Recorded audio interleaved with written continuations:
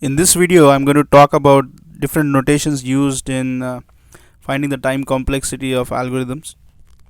We'll discuss what is big O, omega, theta. Right. So when we talk about the time complexity of algorithms, let's imagine that the time required by an algorithm is equal to the number of operations it has to perform. So in general, we can write something like this. You will have an input that is applied to the algorithm, right? Then your algorithm will perform some, let's say, x number of operations, and then it will reach the desired output. It will reach the desired state or the output state, right? So the number of operations that this algorithm performs determines its time complexity, right? Or tells us, or based on the number of operations, we can judge how good this algorithm is in terms of, how long it will run, or how slow or how fast it is. Okay.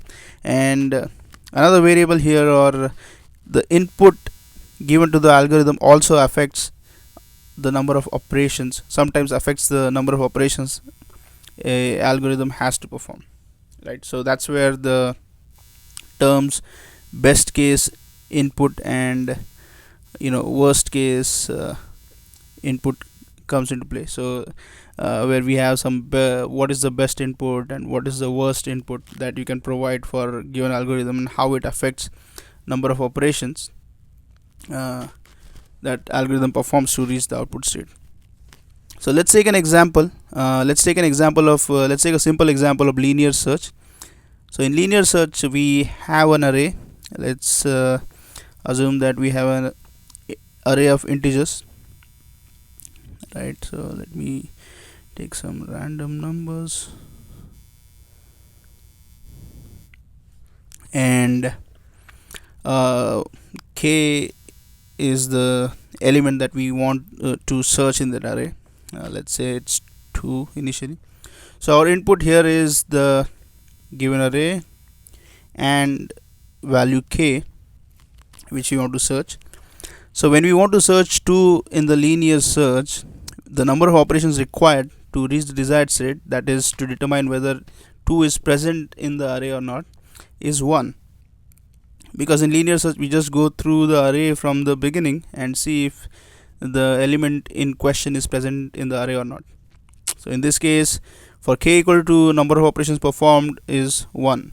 So let me write here 1 operation. So this is the best input for linear search, where the element in question is present at the first index. Now let's take another let's try to find another integer. Let's say this time k is equal to 100. Now we see that 100 is not present in the input array. So linear search will go through the entire array once, and then it will conclude that the element is not present in the array. So the number of operations taken in case of k equal to 100 is actually equal to the length of the input array. So let's say n operations, right? So this is the worst case. This is the worst input for linear search because it requires n operations, right? So the performance of linear search will always be between or the number of operations performed by linear search will always be between 1 and n, right? It will always be between 1 and n. So this is nothing but lower bound and upper bound here, right? What this means is linear search requires at least one operation to go from given input to the desired output, and it will never perform more than n operations to move from any given input to output, right? So this is our lower bound, and this is the upper bound. So we use omega to represent the lower bound, and we use the big O to represent the upper bound, right? So the performance of linear search, we can write a statement like this: linear search will always be something like this.